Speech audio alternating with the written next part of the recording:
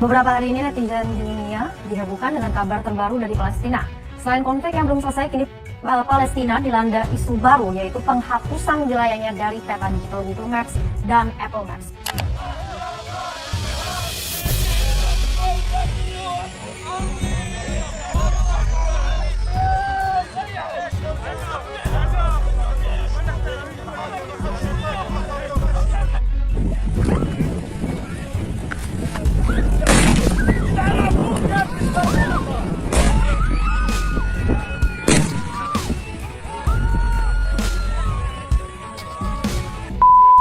Bisa dibalik juga, misalnya orang bilang Israel nggak bisa dikalahkan, sebetulnya hingga sekarang pun Palestina nggak bisa dikalahkan.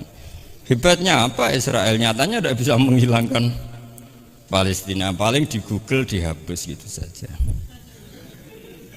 Sama, apa sih hebatnya punya TV banyak, pemirsanya banyak? Sebetulnya TV itu menggantung banyak pemirsa, dan itu kita. Sebetulnya mereka yang bergantung kita, apa kita yang bergantung mereka? Ki Haji Bahauddin Nur Salim selama 20 menit begitu. Kedua tokoh ini menarik sekali. Gus Gofur adalah pegiat media sosial, aktif di media sosial, sedangkan Gus Bahak tidak. Jadi kita tidak mendengar apa Facebooknya Gus Bahak, kita tidak pernah mendengar gitu. Apa Twitternya Gus Bahak itu kita tidak bisa mendengar. Jadi padahal masa ini menunggu, Gus. Jadi barangkali dari seminar ini kita merekomendasikan Gus Bahak ini bisa aktif dalam media sosial begitu. Kita menggunakan media sosial karena ilmu Gus Bahak ini banyak ditunggu masyarakat. Jadi banyak yang meng-share. Tetapi video-videonya sudah banyak sekali bertebaran di media sosial di YouTube ini. Jadi barangkali kedua tokoh ini sangat menarik sekali. Meskipun Gus Bahak tidak menggunakan media sosial, tetapi sebagai pengamat media sosial barangkali. Atau mungkin kita bisa mendengarkan alasan beliau kenapa tidak menggunakan media sosial. Untuk itu kita langsung serahkan saja pada Dr. Kiai Haji Abdul Ghafur Maimun 20 menit, kemudian langsung Gus Bahak 20 menit, monggo.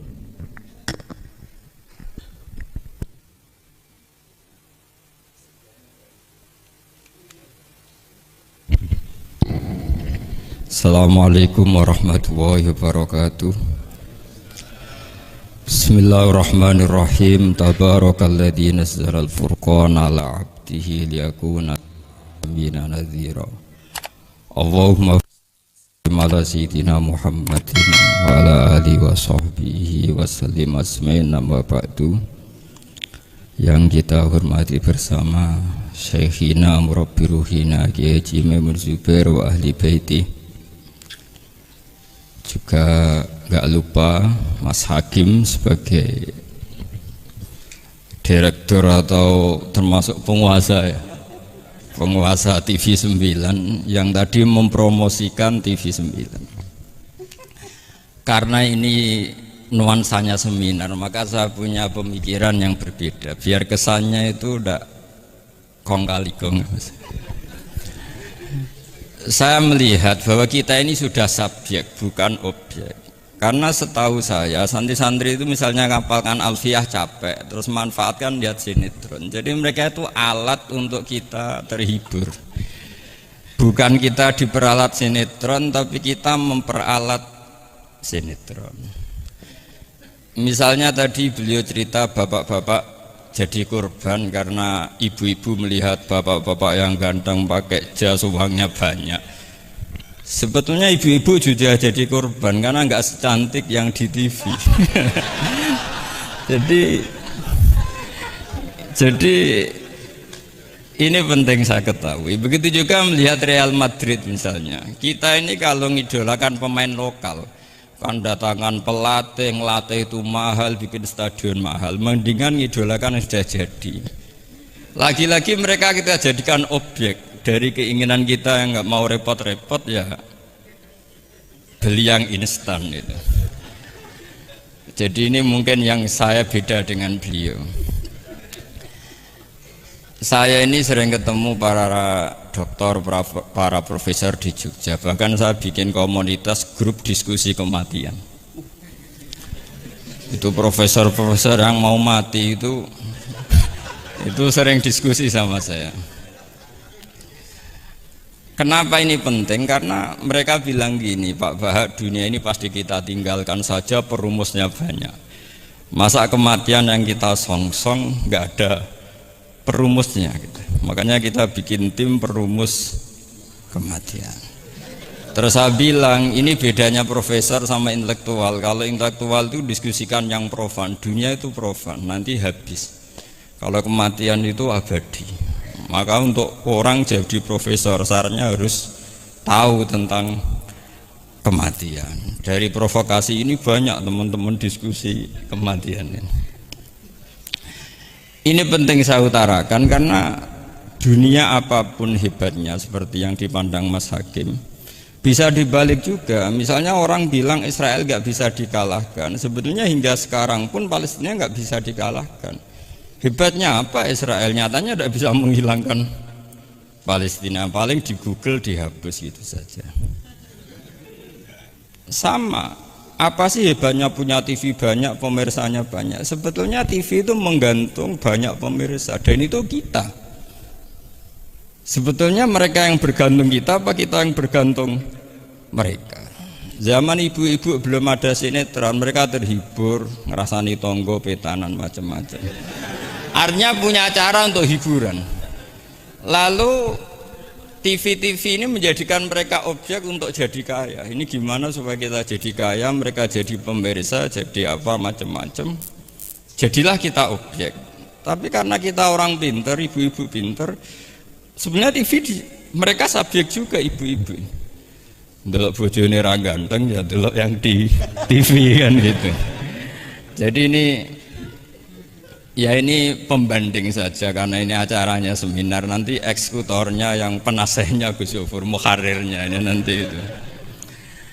Jadi menurut saya ini saya seperti pesan Gus Iid, kita sirsan saja, serius tapi santai. Karena setahu saya sering diskusi sama Gus Yofur, kemarin diskusi tentang waktu di Denmark, di Eropa itu disamakan, dikonversi waktu yang ada katulistiwa. Apa setiap negara punya aturannya sendiri, karena Denmark itu ada masa tertentu yang siang itu sampai 3 bulan. Sampai sekarang saya sering diskusi sama beliau tentang itu, terus tentang Mina Jadi, tentang macam-macam lah. Setahu saya begini ya, pernah ada guyonan di beberapa ulama, pernah dipertanyakan cengkeh itu kan wangi, sehingga kalau kue tar itu dikasih cengkeh. Oke, kita sepakat dalam konteks bikin kue tar itu cengkeh dikategorikan pewangi. Lalu kategorinya adalah pewangi. Pertanyaannya berarti kalau orang haji, ihram, merokok itu wajib bayar dam karena pakai pewangi. Itu hampir putus. Karena dikonsensus oleh ahli-ahli pakar kue itu termasuk kategori pewangi. Tapi ketika ada pembanding ini Mas Agi, ini pentingnya pembanding. Lalu berarti orang Jumatan disunatkan rokok, kan harus pakai kesunatannya kan pakai pewangi gitu. Nyatanya tuntas juga, nggak jadi, akhirnya keputusan itu udah jadi. Jadi kalau saya ditanya Gus Barok, cara ngelawan hegemoni Barat atau derasnya media massa, ya sudah, kalau nggak punya kan nggak keserang. Makanya saya tidak punya gitu. Jadi orang susah ada gelombang pornografi kan karena lihat. Gus Barok mungkin lihat sehingga merasa ada gelombang pornografi. Lah saya kan tidak punya, makanya saya nggak serang. Karena dulu ngaji saya itu Darul Mafasid Muqaddamun ala jalbil masoleh. Kalau di sara-saran saddan lidharo'e, kalau rawan bahaya ya ndak usah. Ya saya kira gitu, kira-kira alasan saya selain mungkin saya tidak kuat beli Gus Barok gitu. Tapi kan tidak pantas, saya termasuk orang yang dianggap keren terus nggak kelar itu, tidak mampu beli. Tapi yang saya mencintai anak-anak Anwar karena sealma mater dengan kita, dan nanti kalau misalnya ada tanya jawab ya biasa saja seperti dulu. Anda tidak harus yakin saya benar, meskipun Anda jangan yakin pendapat Anda benar. Tapi masalah media memang mulai dulu Banu Tamim itu pernah juga datang ke Rasulullah bilang innamat hanazinun wa dhammana syainun, itu masyhur. Ya Muhammad, kita ini iman tanpa dijajah Anda. Kita iman karena bukan kalah perang, dan kita komunitas yang besar, sehingga perlakukan kami dengan khusus. Karena sekali saya muji Anda, maka pujian kita adalah menjadi zainun laka, menjadi hiasan, menjadi pencitraan yang bagus bagi Anda. Wa inna dhammana syainun, sekali kita mengkritik kamu maka kamu dalam bahaya, syainun, maka kamu akan hina. Apa jawab Rasulullah? Enak saja Nabi jawabnya, zaka Allah, kita ini orang iman. Kalau dikritik media ya tenang saja, yang penting indallah benar. Nah mungkin saya latihan di makom itu, sehingga saya itu sama media biasa saja. Istri saya lihat sinetron, setahu saya gitu, bersumpek gitu, delok dunia gitu, hiburan delok sinetron. Ini sebenarnya kita subjek apa objek? Kalau menurut Mas Hakim objek, kalau saya ya kita subjek. Kalau bosan ya ganti saja. Kalau bosan ganti. Jadi kita yang memainkan mereka, bukan kita yang dimainkan mereka. Wong yang pegang remote kita. Nah, saya kira ini yang ringan-ringan saja, seperti pesan Gus Iyad tadi, sersan itu serius tapi santai. Ya biasa saja menurut saya, ini zaman nggak bisa dilawan ya. Saya juga beberapa kali ketemu menteri, ketemu pejabat ya, kita sering diskusi. Kadang-kadang mereka bilang, Gus, mbok ya usul tentang sebetulnya tata negara itu kayak apa. Saya bilang ini basa-basi, ada pakarnya, tata negara itu sudah ada pakarnya. Kalau sampean tanya tata akhirat saya jelaskan. Ya tata akhirat itu kamu di dunia harus sujud. Dunia ini nanti profan, jabatan menteri itu profan. Kalau akhirat itu abadi. Akhirnya ngaji sama saya. Enggak bab itu, tapi ini penting. Bagaimanapun kita umatnya Nabi yang diamanati menyelamatkan umat ini sampai dunia akhirat. Kalau yang di dunia sudah ada spesialis ya kita terima. Bagaimanapun orang Islam itu kalau bisa ya fit dunya hasanah. Tapi yang sudah agak-agak ber-KTP akhirat kayak saya jangan dipaksa. Ini penting ya, karena memang ayatnya wafil akhirati hasanah gitu. Jadi kita tidak boleh hanya bicara kompetisi antar TV macam-macam. Kalau antar program pengajian mau saya, karena itu ya saya kira demikian. Ini penting ya pembanding itu, karena saya punya cerita ya, betapa Rasulullah SAW ini sangat-sangat akademik ya. Saya punya cerita agak serius. Setelah ini selesai, saya ini terakhir Gus. Suatu saat ada seorang sahabat, ini yang disetujui atau diamini oleh para ahli tafsir. Dia perang gitu atau ditugaskan ke Nabi itu. Di kitab saya sahabat itu namanya Muhallam bin Jassamah. Saya nggak tahu kalau nama itu di kitab Anda karena beda kitab, namanya beda. Dulu itu kalau saya ngejago Tyson, kok Tyson kalah, oh di TV saya Tyson menang gitu. Tapi semenjak ada real time katanya nggak mungkin nanti. Kalau Tyson menang ya menang semua. Tapi kalau kitab itu beda. Di ayat idza darabtum fi sabilillahi fatabayyanu itu. Kemudian Muhallam bin Jassamah ini membunuh satu orang. Di kitab saya namanya itu Amir bin Atbad.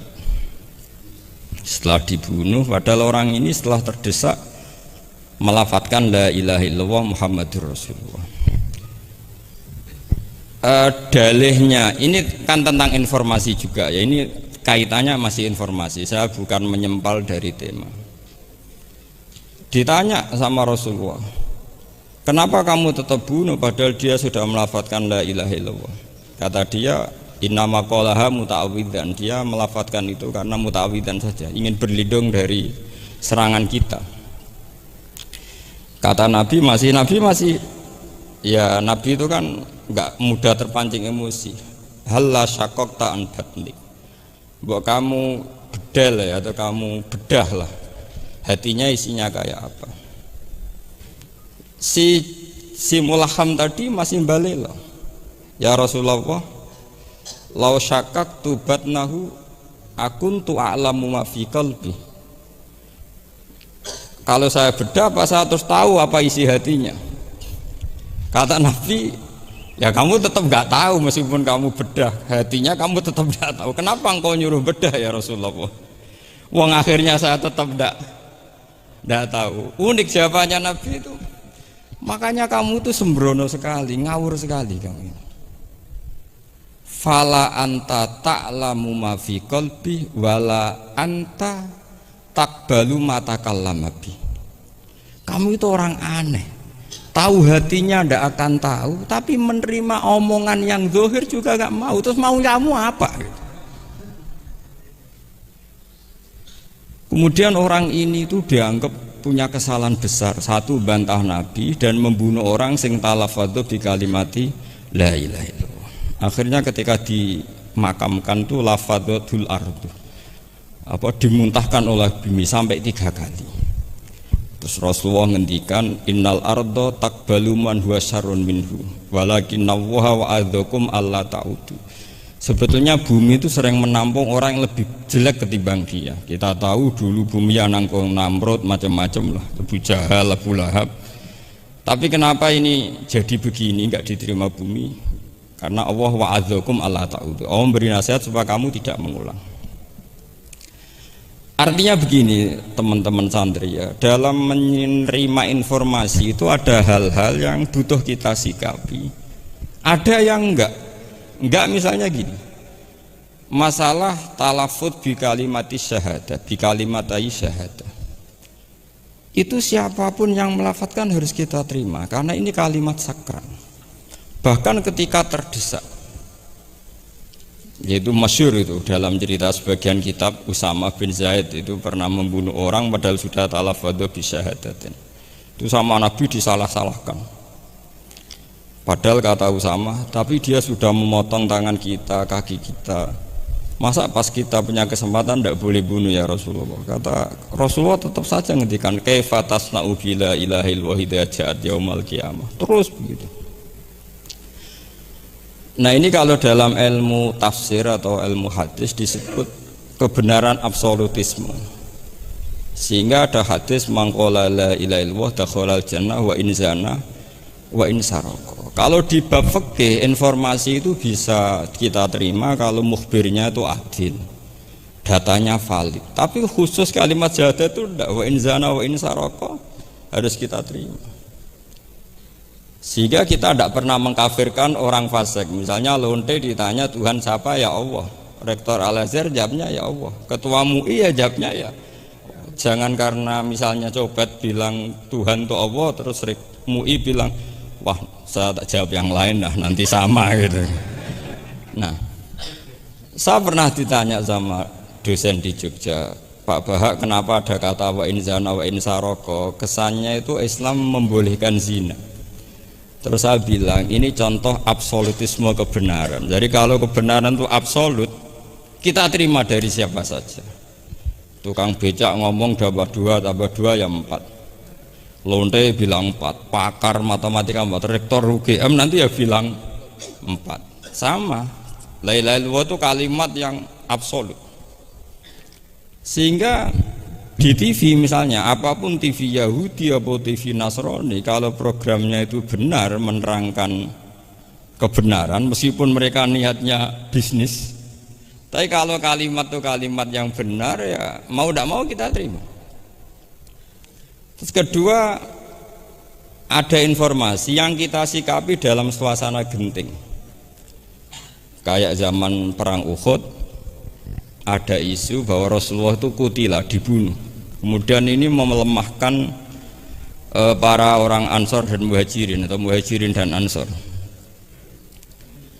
Terus kata Rasulullah, Umar, ajibu, kamu harus menjawab bahwa saya masih. Akhirnya Umar berteriak keras bahwa Rasulullah itu masih hidup.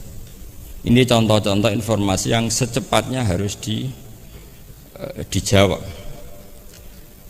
Terus ketiga, informasi yang nggak penting dijawab karena memang sudah hoax, sudah sampah.